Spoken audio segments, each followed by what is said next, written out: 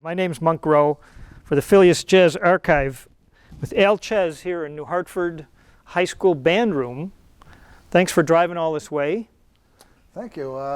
My pleasure. I love coming out to the schools and, giving back to the different communities. So you, sir, have a set of iron chops. I don't know if they're iron. They hurt. They They get hurt. I've been playing a long time, and I grew up playing, in the drum and bugle corps and the marching band activity, and I got used to playing for 12 hours a day really early on in my career, and that kind of I kind of kept that going. Hard work, you want to cash your check, do the work. You know what I mean? So there you go. Isn't there some saying about brass players, like if you don't practice one day, you notice, 2 days the audience notices, or something like that? Well, I've been on vacation, so we're no. Yeah, you got to. I guess it's like an athlete. Any athlete, if you sit out, if an athlete goes on the disabled list, he's going to come back and he's not going to be at his best. He's going to have to go to the minor leagues, or he's going to have to go for a rehab, couple games and get his game back. I think it's the same thing with playing the trumpet. You have to stay up on your game.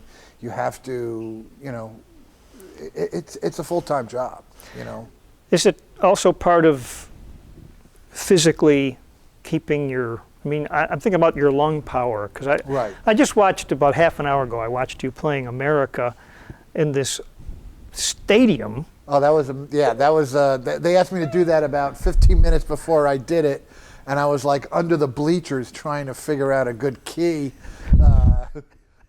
Well, it turned out to be a pretty high key also. Yes, it did. Yes, it did. Yeah. So that was a lot of fun. Yeah. That was a lot of fun. But yeah, it's pretty physical. It's everything.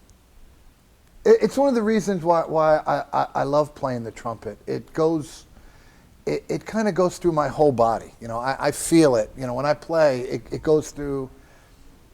It goes through everything. It goes through the physical aspect. It goes through my brain. It goes through my soul. It goes through everything. And what comes out every time I play is something unique and different. And I embrace that too. I don't want to.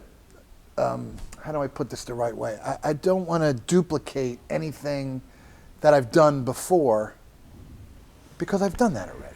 You know what I mean? So when I'm playing, every note, every solo, every phrase, it has its own, a life of its own. And I kind of dig that, you know what I mean? Yeah. My favorite trumpet player is Louis Armstrong.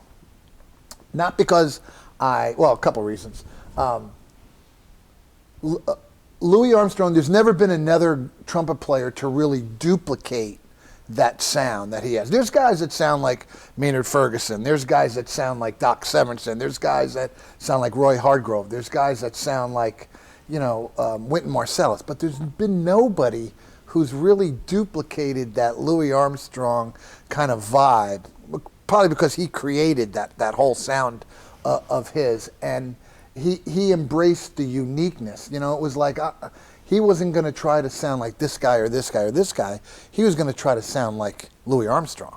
And I kind of do that same thing. I don't want to sound like Maynard Ferguson. I don't want to sound like Bill Chase. I don't want to sound like Louis Armstrong. I want to sound like Chez. And I want to hone my sound, and I want to, get it so that it goes through my soul properly. And then every time I play something, I want to change that a little bit. I want to keep working on, that sound. Like that's the main thing for me. Keep on working on my sound, and my sound keeps evolving. Kind of like somebody who is learning. Smartest man in the world. First thing he's going to tell you is, I don't know everything. So he's going to keep learning.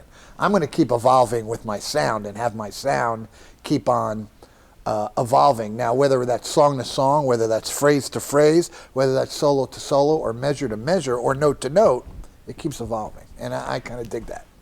Is your thought process when you're improvising different if you're playing sort of a typical jazz tune that has quite a few changes, perhaps one per measure or two per measure, as opposed to soloing on a vamp, like one chord?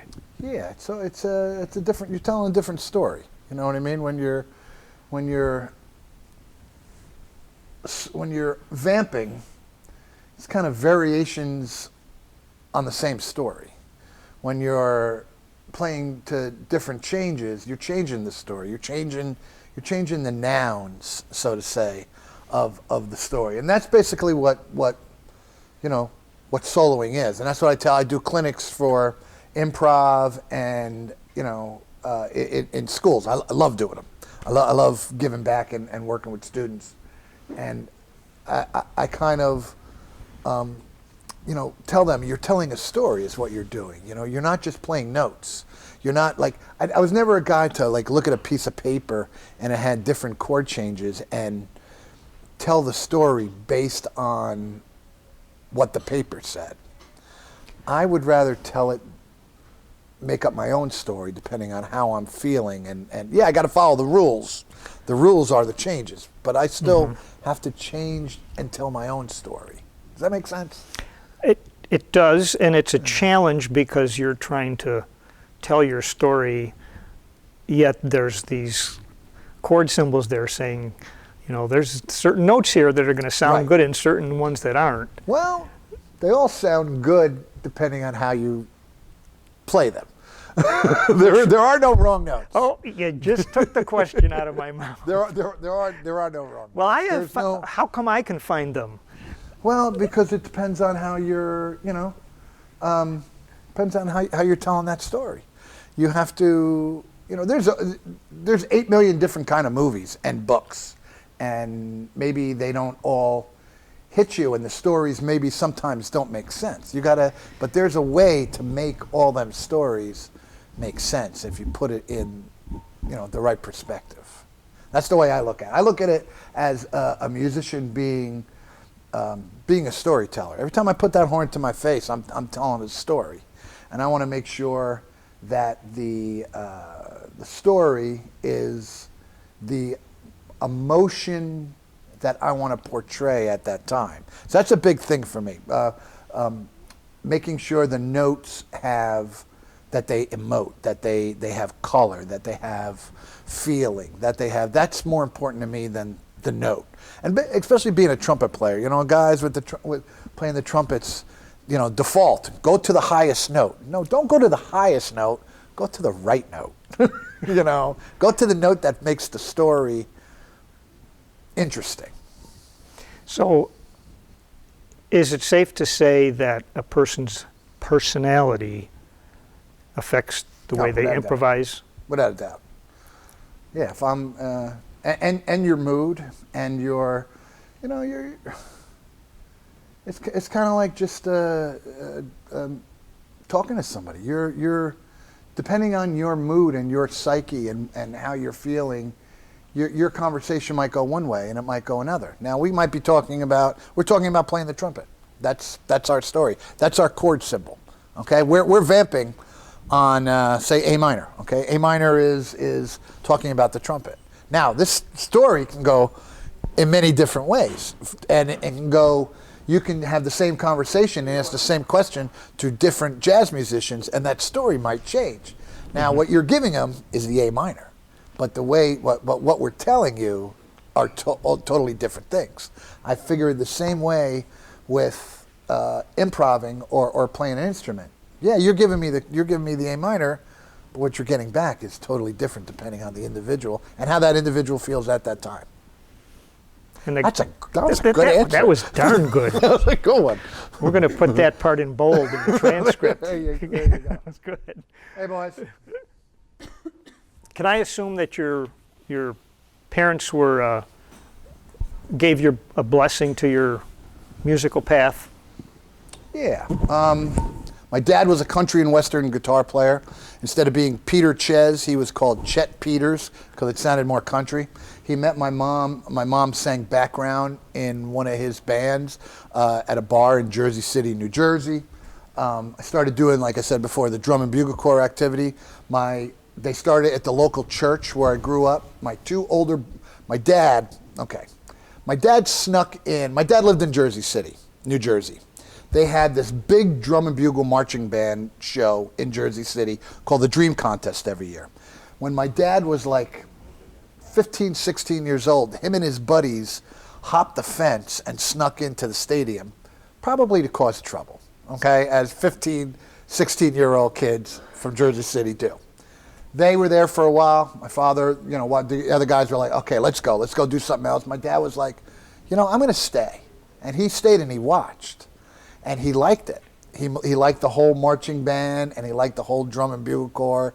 And when he got his own family, he found out that they were looking for an activity in the local church, different activities for the youth to do in the area. So he suggested, how about the drum and bugle corps activity? So he helped start it with a bunch of other parents. So I was too young. My two older brothers were in it right from the beginning when they were, I think I was 7. Okay, so my brother was 9 and 11. So they started. So I wanted to be as cool as I thought my older brothers were. So as soon as I turned 9 years old, I couldn't wait to get in there. And I've been playing ever since. What instrument did they give you at first? A bugle. Okay. It was a bugle, like a Right. trumpet, keyed in G, in the key of G. So I thought maybe you got the peck horn. Because I just had this memory of somebody else told a similar story. He got the peck horn, and all he did was go I can do that. I can do that. Well, there's a pageantry to that music, obviously. Yeah. And I wonder if you got that in your blood, and now when you get on stage tonight, that some of that pageantry and that entertainment factor goes into your band. No, without a doubt. It's embedded in my DNA because I've been doing it for so long. I still do it. I go to San Antonio, Texas, and I teach a DCI drum and bugle corps from San Antonio, Texas. I teach one from Harrisburg, New Jersey. I run 3 high school band programs where I'm the coordinator, where I create the drill and I create the program and I pick the music that we're going to play and I choreograph the whole thing. And I absolutely love it. I love it. I'm a marching band, DCI, drum corps nerd. So the logistics and the minutia doesn't bother you that much.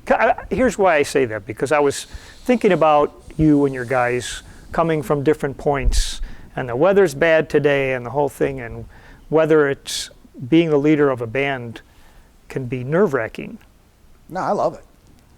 I love it. Anything is perspective.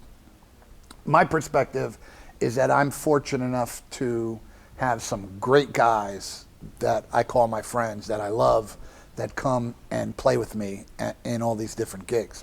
And I'm fortunate enough to hang out with them, and I'm fortunate enough to have them, to make music with them.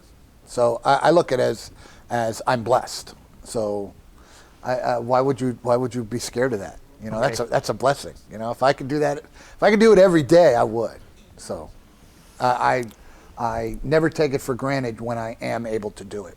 And I tell the guys, we do some gigs, like we'll do some festivals, and we'll do some different shows, and most of these guys are all the same. We don't care if there's 10 people there or there's 10,000. It's the same show. If we love it, and okay. Big band, okay? There's like 12 guys, sometimes 14 guys in the band. Everybody can play. And I'm not saying that as a egotistical, after a while, everybody can play. There's a level of guys that you need to do the band. I know 100 guys at that level. So I get the guys that I love, that I can hang out with. Guys that are like, it's kind of far. Well, don't come. Oh, it's kind of, this is not cool. This is not good. Move on. Go do something else. I got the guys that I love and, that I love to play with. So for me, it's never a burden. It's always a unique pleasure, and it's like I said, it's my pleasure to be able to play with them, not the other way around. Yeah, I feel like there could be a worthwhile class in the jazz schools, the non-musical stuff that will get you the gigs. Yeah. You gotta, you can get a 4-year degree, and it's going to take you another 6 years to learn all the stuff that's not in a book. I do clinics all over, just talking about that. Give me a couple examples of what you tell them. Your hang is important. How you treat your other musicians. You could be the baddest guy in town, but you're not going to work if you're, you got to play with others. You know what I mean? It's not how well you play. It's how well you play with others, and it depends on how you listen, okay? And besides listening skills, how you play within an ensemble. There's all these things that go into being a band member, to get that call back. Now your chops will get you your first call. Now your hang and how you play with others, that'll keep you there. That'll get the guy. Nobody wants to, you go to work, you work in an office, and the guy next to you, every day you go in there, the guy's grumpy. So you get your own business. You're not going to call the grumpy guy, even though he's good at his job. You're going to call somebody who's nice and easy to get along with, that enhances your day. It makes your day go along, pretty well. You're gonna go for the flower. You know what I mean? So. Did you ever have to fire anybody?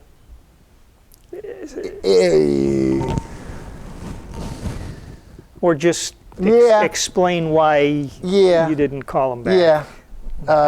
Yeah, and that's I don't like doing that at all. What's worse is when you got to do it with kids. That's the worst. When you do marching band, like I have some of these DCI drum corps, 150 kids are in the program.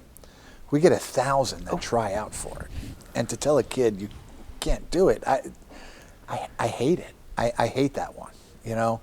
Band members, they're a little easier, but not much. Not much. When you tell a guy, when a guy really wants, it's not often that a guy has everything going for him and he doesn't have the skill to do it. That doesn't happen a lot, but it does happen, and that's the bad one, because the other guys, no, how come you didn't get the gig? Well, you have a mirror at home. Well, go look at it and see who you are, and that's pretty self-explanatory. Nice. You know what I mean? Mirror's a tough thing if you look at it right. So. Okay, so you are, according to what I read, you're second place to Doc Severinsen, something about number of gigs. Yeah, that's pretty network, cool. I think it's network television. Network television, late night shows, perhaps. TV. Network TV. Yeah. And there's been a lot of guys, man. There was a guy from Lawrence Welk. He was on forever. There's guys from the Conan band. Conan just got rid of his band, but they were on cable. So that's Mark Pender. I played in a band with Mark here in New Jersey. Things you're talking about, the hang and all that, you must have been doing when you were on the Letterman band. Oh. Maybe not consciously, but I got to ask somebody else that. I'm just me. I don't know. Was it a high pressure gig? Yeah. Yeah. Yeah. So did you have like a run through in the afternoon if you were going to have musical guests? We usually got there at like 3:45, and then we would do rehearsal. We would get a script, and it would say Alec Baldwin is the first guest, and they'd say, okay. We would rehearse for the show, and our I did it for 17 years. Willie did it for 30 years. Paul was 30 years. Anton, I think it was Steve Jordan, then Anton. So Anton was 20-something years. Oh. These guys don't want to rehearse. You know what I mean? So our rehearsals ran 7 to 9 minutes. That's how long the rehearsal was every day. So you had a script, and it was like Alec Baldwin's on the show. You're like, okay, Alec Baldwin, and Alec Baldwin likes classical music. Okay, let's play Simple Gifts by Aaron Copland. Okay, let's do it. It's a trumpet lead, and let's put it in the key of A. Okay, so I would write Simple Gifts, trumpet, A. Or I would write Gifts, A. And I'd circle it, meaning that was me. And then no one wrote out a chart, in other words. No, you just kind of... Okay. Yeah, well, sometimes we had charts. Sometimes, we didn't. And then we do, okay, what is the top 10 list? The top 10 list has something to do with balloons. Okay, we'll do 99 Luft Balloons by that German band. Okay, we got that. And then we got Robin Williams. Okay, and then you go and you do the rehearsal, and it's like 7 minutes, and then the comedy does their rehearsal, and then the feature band that's on does their rehearsal. Then they load the audience in, and the comic comes on. So it's about an hour and a half, maybe 2 hours from the time you had your 7-minute rehearsal to the show. And then the lights come, David Letterman, and you do that. And they're like, hey, okay. And David Letterman goes in. And our first guest tonight is one of the Baldwin brothers. And I'm looking at the script, and it says Gifts, A, and it's circled. And I have no idea what that means. I have no idea. I'm like, and there's about, I think we had 4.7 to about 7 million people was our thing watching every night. And it was like, I don't know what that means. That's a high pressure gig right there. And your mind's going, okay, I better get it. And most of the time, 90% of the time you got it. When you didn't, you learned the art of, I don't know what I'm doing. I don't know what I'm doing, but it sounds like I know what I'm doing. So yeah, that's what kind of gig it was. That's priceless. Yeah. Did you ever want to lead that band? No, that's a lot. Okay. That was a toughie because there's so many different things going on. You know what? I didn't want to, but we all kind of did, because what we did on those instances that I didn't know what Simple Gifts mean. We had ear monitors, and then we had a microphone, and I had a trumpet mic, and then I had a vocal mic, and on my vocal mic there was a little switch on it, and when I hit it this way, I could talk in that mic, and everybody in the band could hear what I was saying, but nobody else could. And we would be like, okay, well, what's, they're talking about, some kind of animal. They're talking about, he's been in the jungle. Oh, let's play Jungle Boogie, So we would be talking about what we're going to play for the next break, depending on how the conversation When you went. went to commercial. Yeah. We'd be discussing that. We started off, all right, I'll tell you, we had a bunch of these little conversations going on. Like guys would come in and we'd hit the switch and we'd talk and we'd go, is that a hairpiece? Is that like is that guy wearing a wig? Is that, And what we didn't know is that the producers of the show were listening to us. So like 2 weeks after that, they would do a bit on the show called Hairpiece or Not a Hairpiece, and they stole it from our conversations. And it would be like, and they bring a guy out, and Dave would have to vote whether it was the guy was wearing a hairpiece where he wasn't a hairpiece. So, so we had these conversations, but by doing that, we kind of always morphed what songs we were going to do. It wasn't like Paul came out and he said, this is what we're doing. You know what I mean? It was a band. So in that point, it was good. But, some of the stuff that, that he had, like Martin Short would come on. Okay, we're going to write an original song. And Martin Short, I don't know if Martin Short's nuts. He's crazy. He's crazy genius. But, he would come up with these songs, and then Paul would have to just write this music to it. So it was a tough job for him. I would never want that. Just playing trumpet was enough for me. Okay. And the occasional Granny in the basement. Granny in the cellar. Granny in the cellar. There you go. What was that? Stump the Band. Stump the Band. That top of my head. That was top of my head. Just kind of, improvising. Just kind of improvising. They would come up, somebody would come up with a name of a song, and you'd be like, yeah, I know that song, and you would make up your own song. country, you know, and you just come up with some weird, lyrics to it. So yeah, that was a lot of fun. You got to stand next to some pretty good saxophone players too over the years. I did. I besides the saxophone players, I did about 2 years, all the way till more than that. I played with Tower Power for a while, which was the saxophone player. Man, they had some guys. They had some guys. But even Letterman, I remember doing. We played with so many different people that it's and this is weird saying, and I don't mean to sound like egotistical by this, but I forgot half of the people that I've played with because it was our job, and every day it was something really unique and cool, and I usually have to wait till somebody dies, which is terrible, and I go online. Oh, Prince. Did I ever play with Prince? And I look on you. Oh, yeah, there's me playing with Prince. I'll put that on my Facebook site. Tom Petty. Did I ever play? I did a Christmas, I think it's All Over the World. Tom Petty released a Christmas song. I'm playing trumpet on it. I totally forgot about it. And my wife's asking me, did you ever play with Tom Petty? And I was like, I don't think so. And I was like, oh, wait a minute. And I looked on, oh, yeah, I did. So yeah, you should have kept a diary. Well, it was kind of like if your job is to meet people and you meet people every day, after about 17 years, you forget some of the people you met. Sure. Well, our gig was playing with different bands and different people every day. You know what I mean? So after a while, you kind of, you don't forget. I forgot. Yeah. I forgot. So you do forget. The Rock and Roll Hall of Fame. I did 19 or 20 Rock and Roll Hall of Fame inductions. Man, we played with everybody. We played with everybody.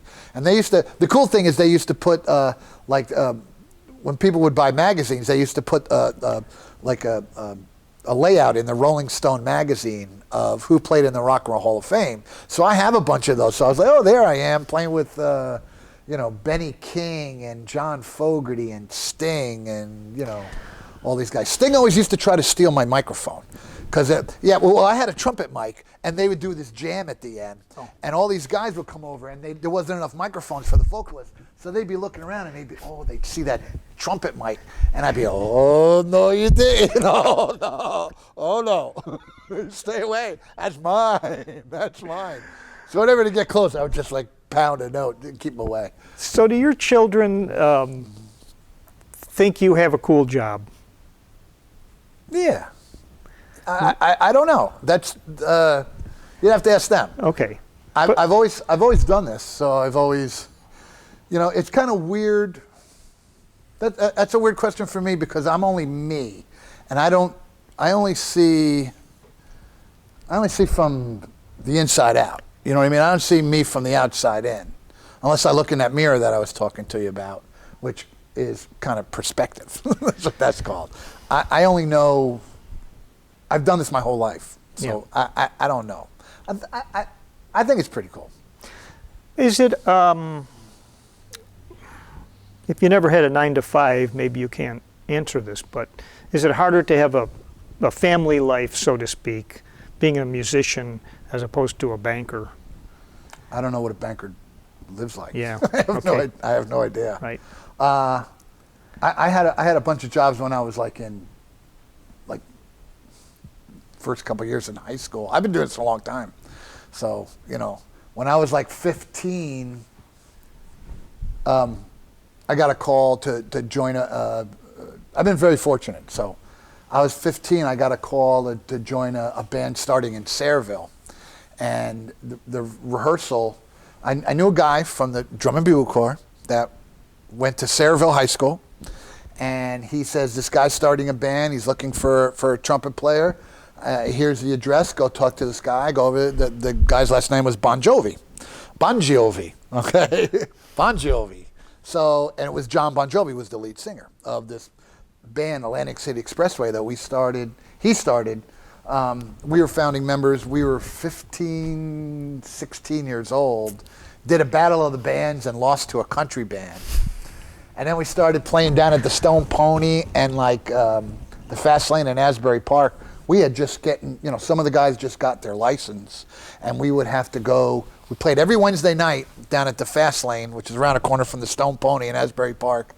We would be the cool thing was we would get the head dressing room because we weren't old enough to be in the club, never mind work at the club back then. We're talking 1977, 1978, and the head dressing room had an alleyway by it, and if the cops or the alcohol bureau would come into the club, they would put this red light in, and that would mean we would have to run into the alley because we weren't allowed to be in the club.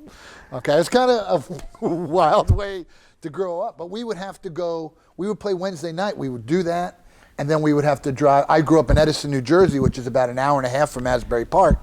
I'd have to get back home. I had school. That was my first year of high school. I met my band director at one of those gigs. Oh. That was another one. We're the headliner. It's a Wednesday, and there's a band called Boulevard East, and they're the warm-up band, older guys. And I'm sitting at the bar, okay, about 16, I guess, and the trumpet player from the other band comes up and he goes, you sound great, everything's going. I was like, thank you. He goes, where do you live? You live down here? I said, no, I live in Edison. He goes, really? He goes, where do you go to school? I said, I go to school at J.P. Stevens High School.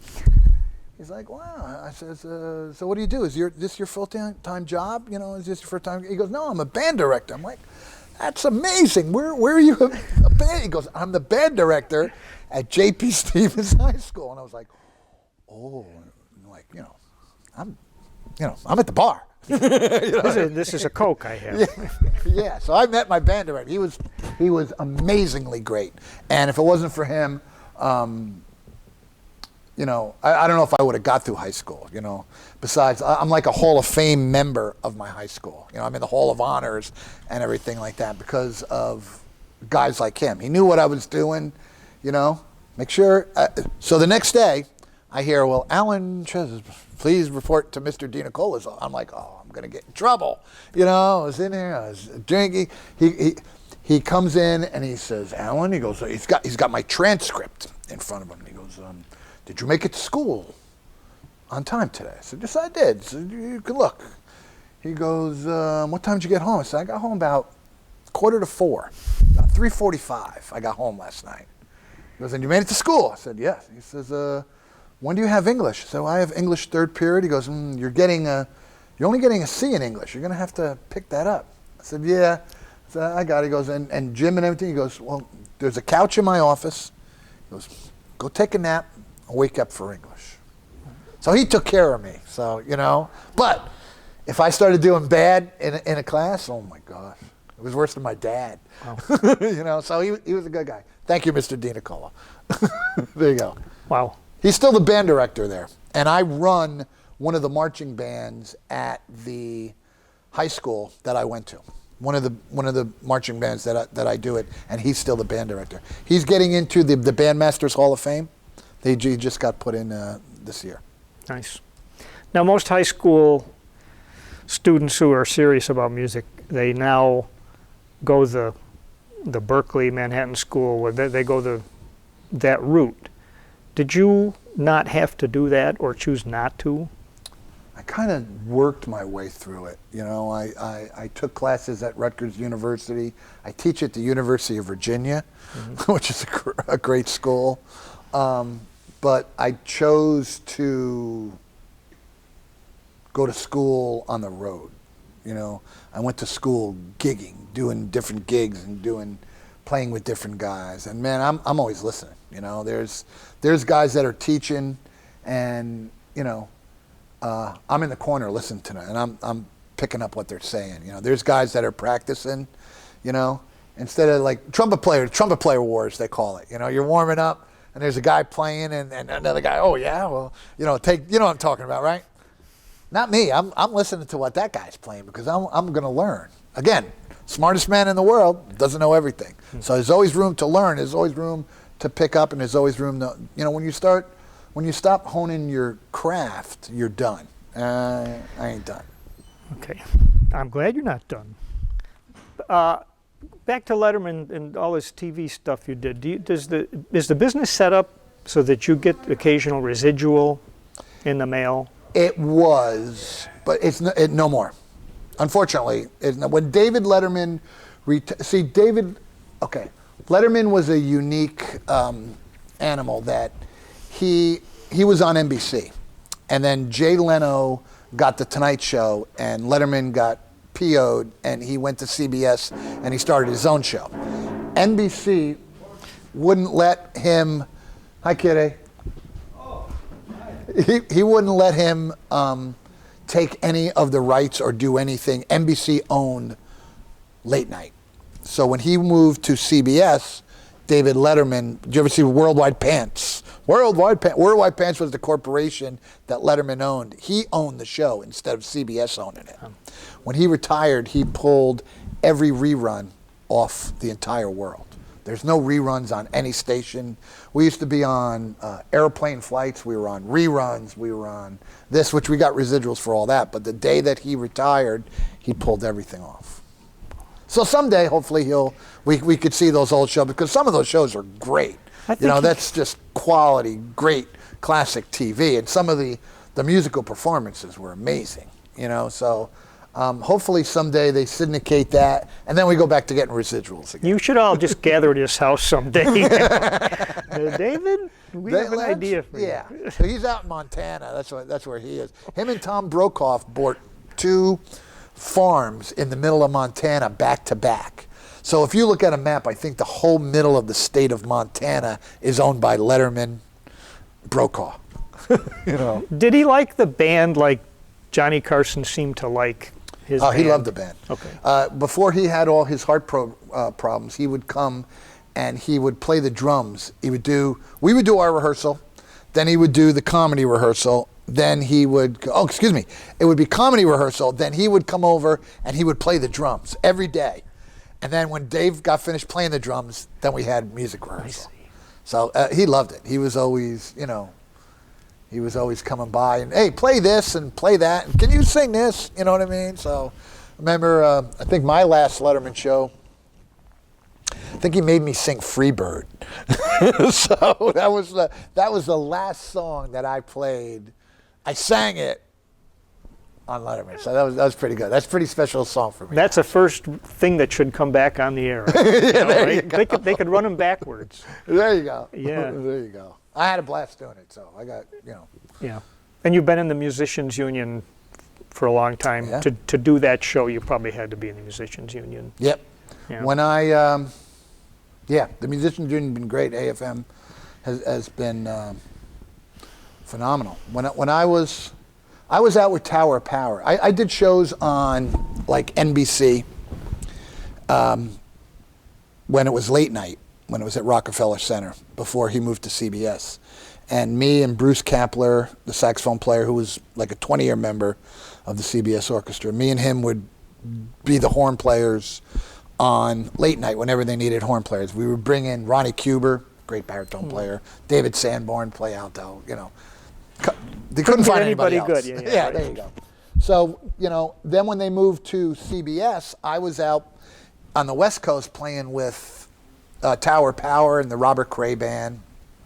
And I did that for a while. I came back home and I called Schaefer up and I said, I really don't want to go on the road anymore. If Tom Malone was playing trumpet and trombone, great trombone player, trumpet owner. Okay, so I was like, if you want to add a trumpet full time, I won't go on the road anymore. Took a shot, called him up. So time went by, didn't hear anything. So I get a call from the Letterman Show saying that they're doing the sweeps period. The sweeps period are what ratings are based upon. Okay, and there's 3 of them a year, and depending on how many Nielsen families watch, that's how much a minute of commercial time is worth. Okay, that's how you get the ratings. That's how they pay for commercial time. So they always put the best guests on during sweeps. They want to bolster the band. They get the most musical, the best musical guests on. So they hired me to do the 3 weeks of sweeps period as an extra trumpet player onto the band. So I get hired, and I do the 3 weeks, and it was the last day of sweeps.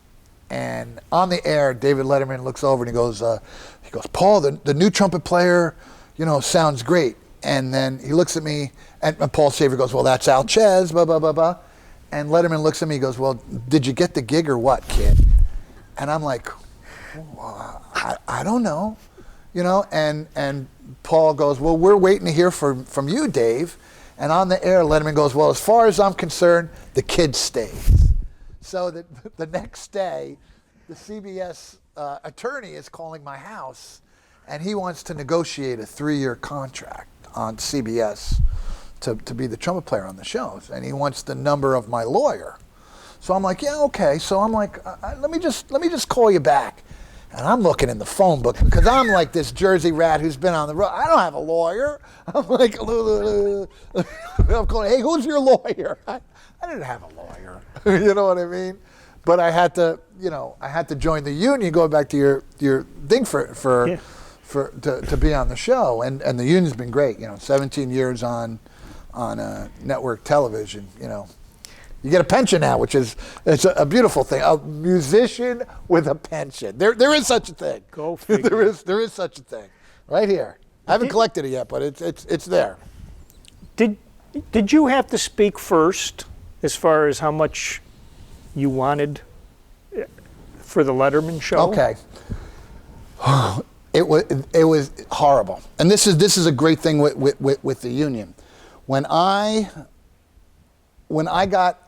the lawyer called my house, he wants to negotiate a deal. So I go, okay. So I get a guy, and the lawyer came back with this. He says, this is what they told him. They said, when you open a restaurant, you get the best chefs that you could get until everybody starts coming to that restaurant all the time.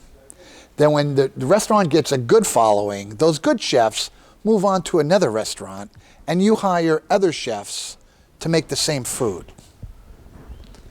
And I'm like, what exactly does that mean? Does that mean you want me to go up to David Letterman and tell him that I'm a bad chef because you don't want to pay me what everybody else is paying me? So it was tough. They were offering me like less than half than what everybody else.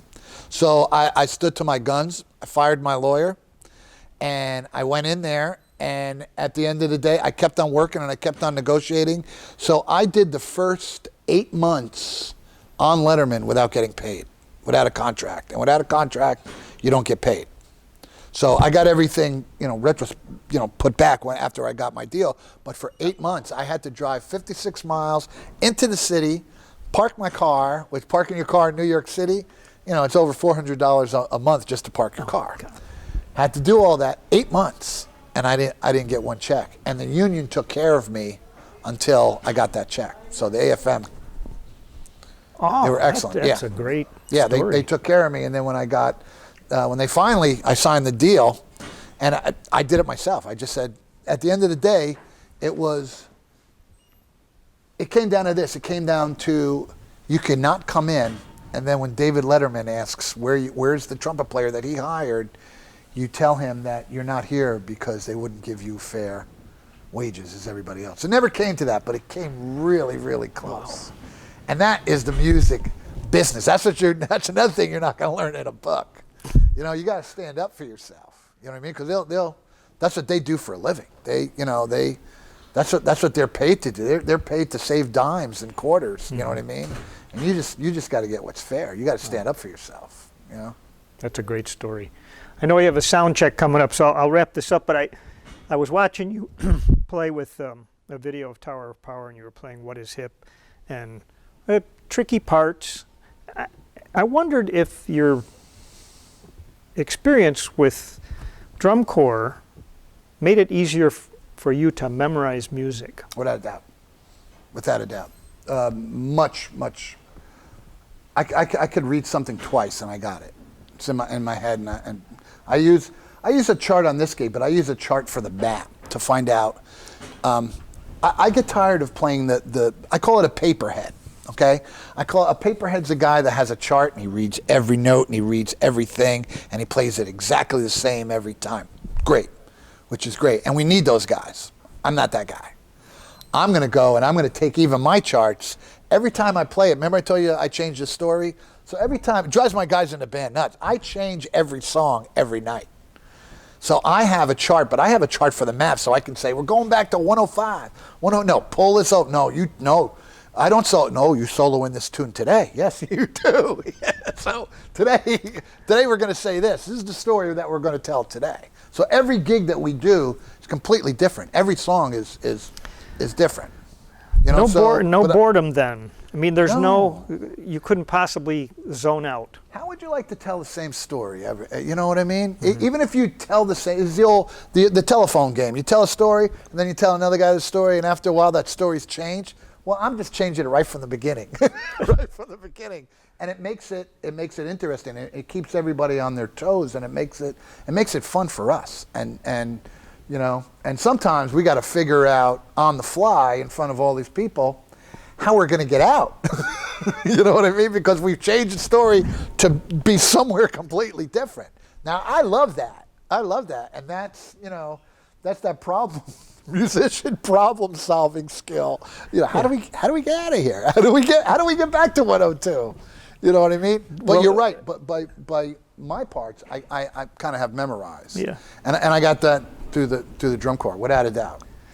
Would an audience member, if they were watching you, notice like hand signals, back to the top and all that kind of thing? Oh yeah, because it's never the same. It's never the same. So I'm very animated. I'm all over the place. You know what I mean? And if you were going to, if you're reading something and it's exactly the same every time, I think that goes from your brain to your chops. Okay? And I want to bypass, I put a filter in there. Mine goes from my brain to my soul, to my being, back to my brain, to my chops. And that's why I don't want to read it. I want to feel it. I want to emote it. I want to inspire it. I want to caress it. And I want it to come out exactly how I'm feeling at that moment. So that's why. Sounds like a good place to wrap up. There you go. You're a good storyteller today, and I look forward to hearing some stories tonight from you. Thank you. I've been blessed with the gift of gab, so I apologize for going on. Oh, no. That's what we wanted. There you go. All right. Thanks a lot. All Over good? and out. Thank you.